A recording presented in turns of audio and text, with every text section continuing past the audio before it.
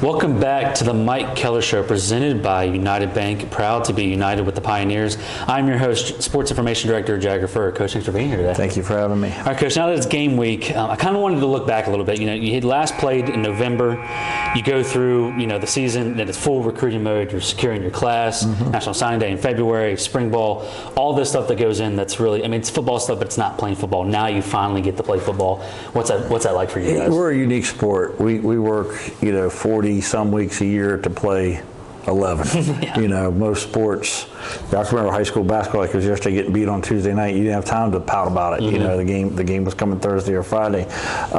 We're very unique in that way. So when you do have these game weeks, it is an exciting time. And now looking at Emory Henry, your opening opponent for 2025, they're kind of a mystery last year. Interim head coach, a lot of new transfers. They go 9-2 last year. Now they bring back their starting quarterback, well, both quarterbacks really, 1,000-yard rusher, a couple or three of their four top receivers.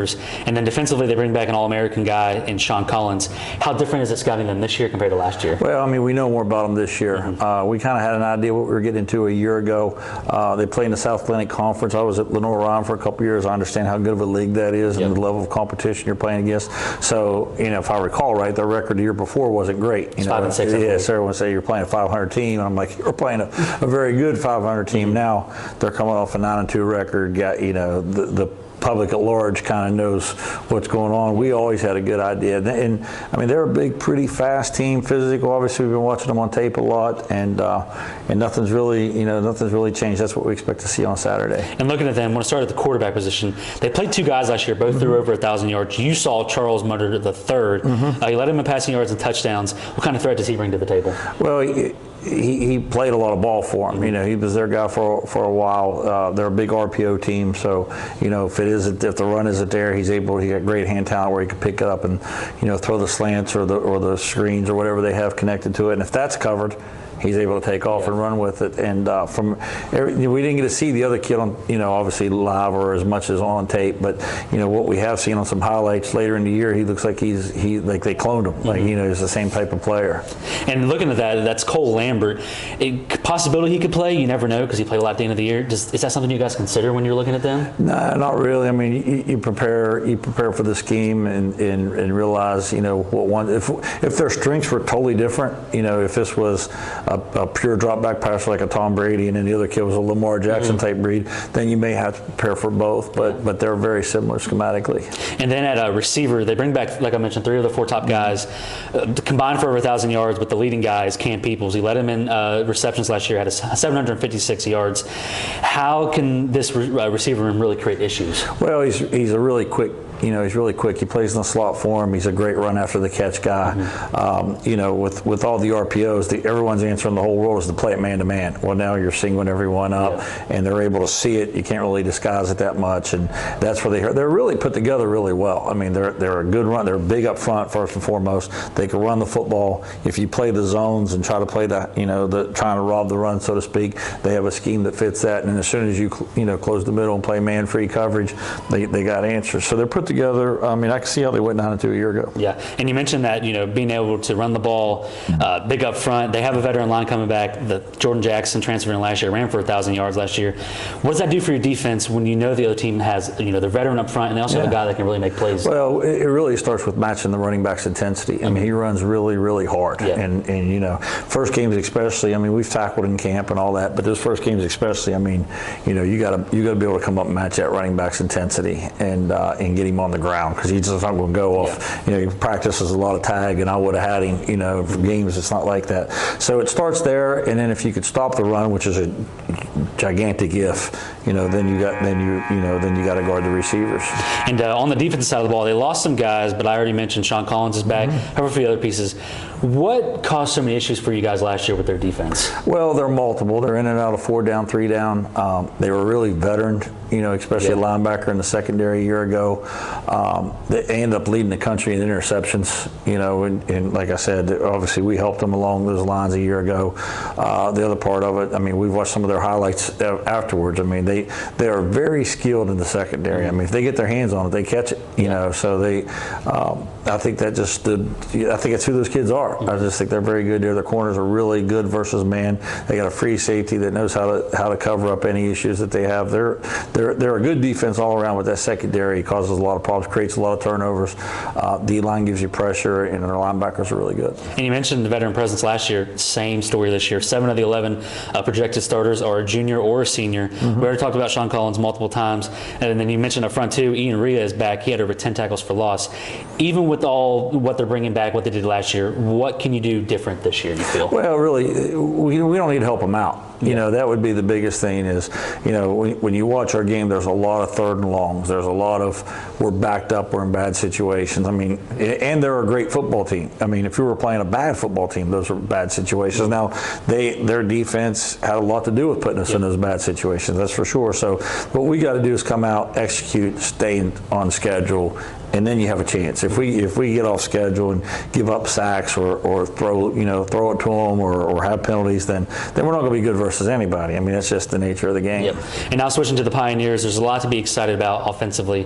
We talked about it before. You bring back your starting quarterback, 2, your 3 top running backs, all 4 your returning receivers, your tight ends, 3 starters up front.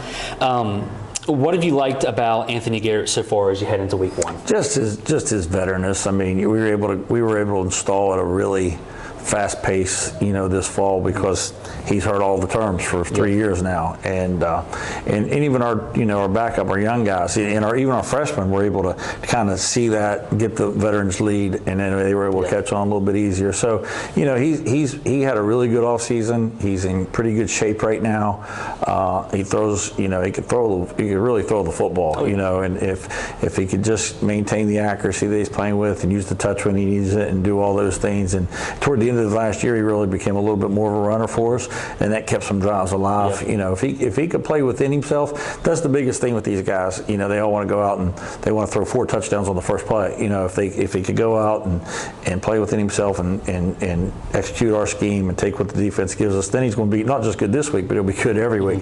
If he forces it, does all those things, then he'll struggle all the time. And now we mentioned the running backs. You do bring back your leading rusher last year, Xavier Wood, and 700 yards on the ground. He took a really big step from 23 to 24. I think almost 500 more yards. How do you feel he can take another leap in 2025? Well, he's going to get a lot more of the carries now. Last year we had him and Jeremiah and Mark Rucker, and we were really trying to, you know, certain guys were good at certain things, and we were kind of feeling our way, especially early in the year.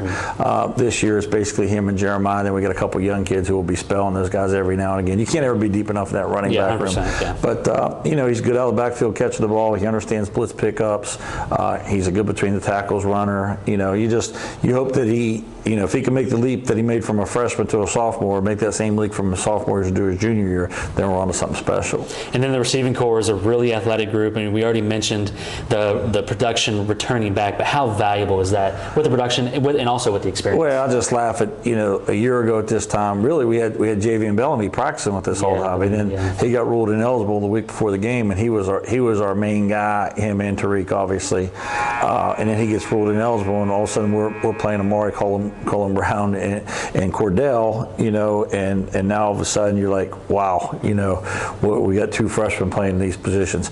Well, you speed it up to a year, and now you got 2 experienced sophomores playing those positions. So it does help. It does matter.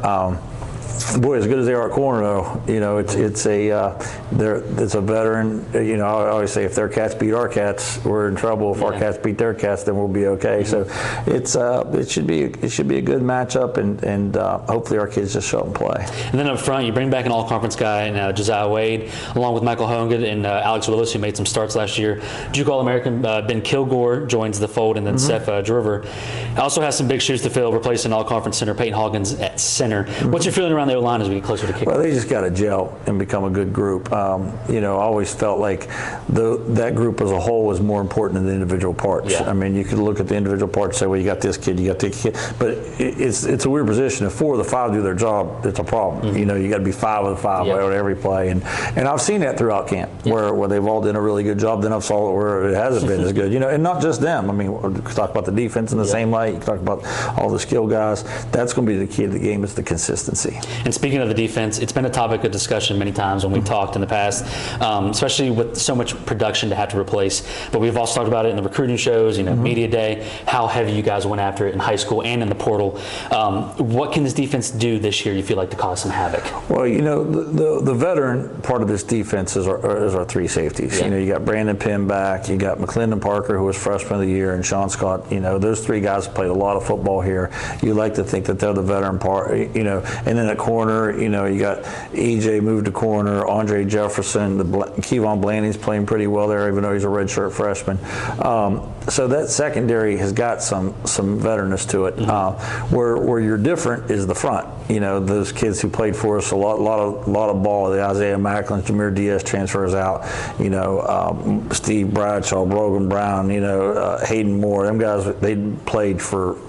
Seemed like forever for us. Well, now we realized that, and obviously we had some high school kids who were waiting in the wings and to help replace that. But more than not, what we tried to do mid-year and in the summer was replace it with some transfers, and we got some JC kids we really liked, and we'll see how they play in ball games. That's the biggest thing is, like if you go, well, the last kid was 6 foot 230. Now this kid's 6'3", 250. He's better. I don't mean he's necessarily better. He's got a. And if he is better as an individual, does he make us a better team? That's the key to the drill. And you mentioned those guys you have back. What's it been like as you've been trying to mesh all the newcomers with guys who've already been here? Our staff, our defensive staff, JJ Mayer and Coach Hill and the whole group over there, they've really, Seth being a former player and being with us now all the time, those guys have done a really good job mixing it together, and it hasn't seemed like it's a whole new group, and maybe not to me because they were here all winter, and we got to see them go through skill development, we got to see them go through spring ball and all that. So it doesn't feel to me like it's a whole new group. But when I do this show, or when I look at the two deep, and I go, oh man, these guys haven't played a game here. It goes back to our original conversation. It's 40 some weeks of getting ready, and then 11 weeks of playing ball. And I named some of the guys who have produced that are back, but there's some new guys that are on the two deep that have been here. Braden Boggs, Henry Lies, Kayvon Blanding, Anthony Paczynski, a lot of young guys who have really moved themselves up in the depth chart. What have you and your staff liked about those guys so much to do that? Well, they got some experience last year, playing in the kick game. Got some experience in some games where we were both behind and ahead. So they played some ball for us. They played in some situational stuff for us a year ago. It was just, it was the natural order. It's not like the NFL, you have this kid for 10 years. They knew they were next in line, and we prepared them to be next in line. Just now their role's a little different. That's all it is. We need the team to go out and block and tackle and throw and catch and guard the deep part of the field like they do every day in practice. And then but getting them to realize that, like I realize that, I think some of the veterans realize that. The new guys, they get the big guy out there, they try to do more than they're capable of doing. That's when they get in trouble. And we did this last year before every game, doing it again this year. What do you feel are your major keys to victory on Saturday? It's the same as always. You got to take care of the football. You can't give up the deepest part on defense. You got to stop the run, and then you got to try to win the line of scrimmage on both ends of the deal. Well, Coach, we appreciate you coming on today. Thank you. All right, thank you guys for watching the Mike Kellar Show. We will be back next Wednesday.